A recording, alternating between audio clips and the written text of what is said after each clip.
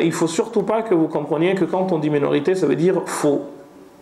C'est entré dans la tête de beaucoup de monde aujourd'hui. Je vous ai dit, si c'est sur le sens qu'il fallait donner à la minorité, Cheikh l'Islam a tort lorsqu'il a dit que trois talaq faits à un moment, c'est un.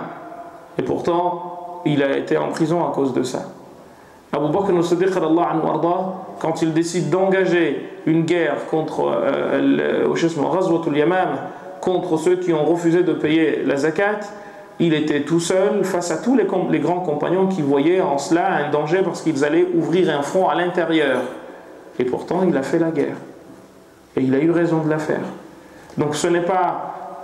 quand on dit minorité, ça ne veut pas dire que c'est acheté. Et je vous ai dit, shaz, ça a un sens en hadith, mais pas en fiqh. Je suis de ceux qui vous disent que shaz, ça a un sens en hadith, mais pas en fiqh. Parce que ce qui est shaz aujourd'hui peut devenir ce qui fait l'unanimité demain. Comme c'est l'avis de Cheikh l'Islam. Cheikh l'Islam, son avis était shaz. Et ça lui a valu la prison. 660, il naît, 728, il meurt en prison. Parce qu'il était convaincu qu'il avait raison. Et il est mort en prison à cause de cela. Donc il faut être... moi je tiens mes positions, je ne les tiens pas. Si tu es convaincu, tu restes. Quitte à en payer ta vie. Mais tu es convaincu, et c'est comme ça. C'est pas être jusqu'au boutiste, hein, c'est parce que je suis convaincu. Et Dieu lui a donné raison. Parce qu'aujourd'hui, et je le disais hier à des frères et sœurs, ils ont rigolé. S'il n'y avait pas l'avis de Cheikh l'Islam, allez, 9 couples sur 10 seraient divorcés. S'il n'y avait pas l'avis de Cheikh l'Islam, pour prendre l'avis de Abdullah ibn Omar, et non pas celui de Omar ibn Khattab, wallahi, aujourd'hui, 9 mariages sur 10 seraient cassés. Et pourtant, il est mort en prison à cause de vous. Pour vous. Et vous allez vous référer à lui et dire non, non, non, moi je prends. C'est pour ça qu'il y a beaucoup de contradictions dans la façon de voir les choses. Et donc quand on dit minorité, ça ne veut pas dire forcément ce qu'il y a des gens, chaise, ijma' kada, al-jumhur kada, ça veut dire que les autres ont tort. Sinon, vous ne feriez même pas de vendredi à la fikra, je vous ai dit ici, parce que al-jumhur, la jum'atani fi Madina, il n'y a pas 2 vendredis dans une ville. Au temps du prophète sallam, on a fait seulement un vendredi dans la ville de Médine, et pourtant il est mort avec autant de compagnons que de cheveux sur la tête. Et tous se réunissaient dans sa mosquée. Abu Bakr vient, la même chose. Omar vient, la même chose. Othman vient, la même chose. Ali vient, la même chose. Alors les fuqaha ont dit, ça veut dire qu'on n'a pas à faire 2 vendredis dans une ville. Et le jumhur ala dhalik, que je vous ai dit que pendant très longtemps en Égypte, on a fait Jumu'ah et Zuhur. Pourquoi? Parce que ce qui était considéré comme Jumu'ah, c'était la première prière faite. Et comme on ne savait pas qui avait fait la prière avant, tout le monde faisait Zuhur. Mais Mohammed ibn Hassan al-Shibani est venu avec un avis minoritairissime. Et il a dit, on peut faire 2 vendredis dans une ville parce que c'était condition histoire de quantité de personnes. Maintenant, une ville comme le Caire, c'est 1 milliard de fois l'ensemble des habitants de Hijaz à l'époque. Le Caire fait à lui seul à peu près 20 millions d'habitants. Mais comment vous pouvez réunir 20 millions d'habitants dans une mosquée? Quel endroit? À moins de couvrir toute la ville du Caire et de la considérer comme une mosquée.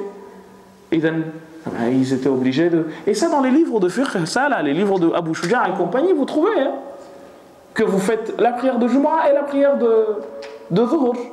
Mais on a pris l'avis minoritairissime de Mohammed ibn Hassan al-Shibani qui libère les musulmans. Alors, c'est pas parce que c'est minoritaire que ça a forcément tort. Ja'alana Allah wa iyyakum min alladhina yastami'una al-qawla fayattabi'una ahsana. Wa sallallahu wa sallim wa barik ala sayyidina Muhammadin wa ala alihi wa sahbihi. والحمد لله رب العالمين وجزاكم الله خير الجزاء والسلام عليكم ورحمة الله تعالى وبركاته.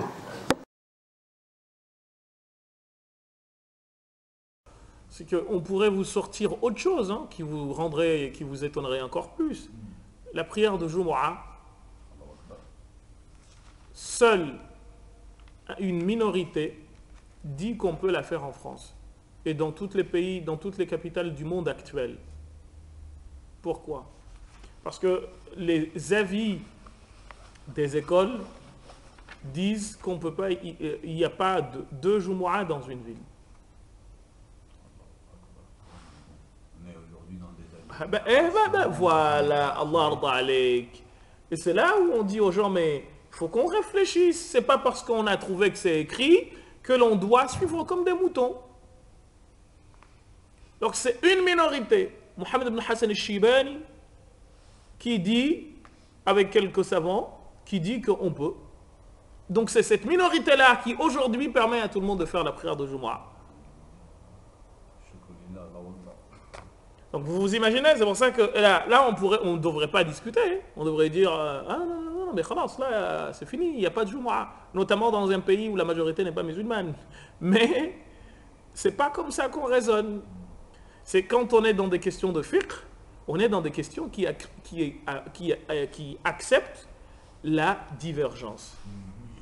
À tout point de vue. En fonction de la configuration des choses. Excusez-moi.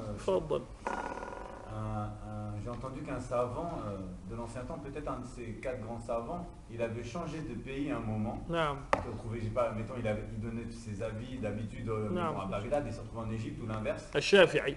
Ah voilà. Et quand il s'est retrouvé dans le pays, c'est peut-être vous que j'ai entendu dire ça. Ouais. Et quand il s'est retrouvé dans l'autre pays, il a dit pour oublier tout ce que j'ai dit. Exactement. Et à la fin de sa vie, il a dit ne notez pas mes avis. Exactement. Al-Shafi'i. Je vous défends de noter mes Allahu Akbar. Ne retenez rien du tout de ce que j'ai dit avant. Parce que ça dépend à chaque fois au cas par cas. Et aux endroits. Donc ce qui est vrai en Arabie Saoudite ne l'est pas au Maroc. Et ce qui est vrai au Maroc ne l'est pas forcément en France. Et ce qui est en France, ne l'est pas forcément en Algérie.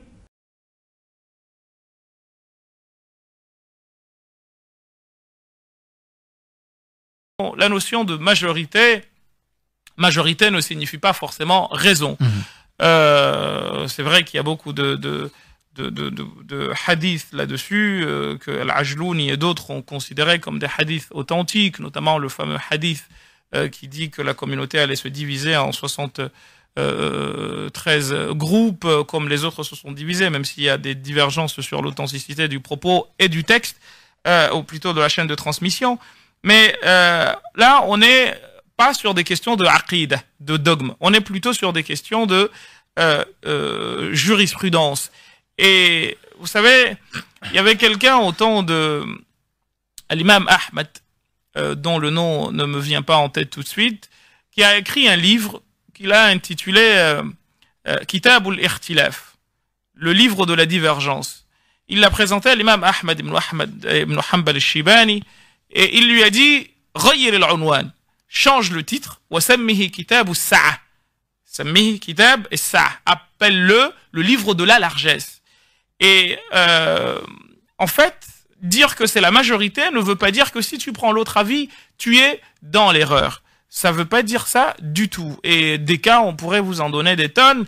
Souvent, je cite le cas de Cheikh l'Islam Ibn Taymiyyah, Ahmed Ibn Taymiyyah al-Harrani, rahimahullah, sur la notion de divorce, qui avait un avis qui de son temps était minoritaire, mais avec le temps, son avis qui était minoritaire est aujourd'hui quasiment utilisé dans toutes les juridictions du monde musulman, pour dire qu'en fait, c'est toujours une question à la fois de rapport de force, pendant un temps donné, bien entendu, hein, mais ce qui a fait l'unanimité hier, par exemple, ne le sera pas aujourd'hui. Donc, quand c'est une question de fiqh, on a le droit, et c'est une chance pour nous, d'opter pour ce qui nous, bien entendu, nous paraît ce vers quoi notre cœur penche. Et c'est d'ailleurs ce que disent beaucoup de spécialistes comme Cheikh Ibrahim al-Bayjouri, l'imam al-Suyuti et d'autres qui vous disent clairement que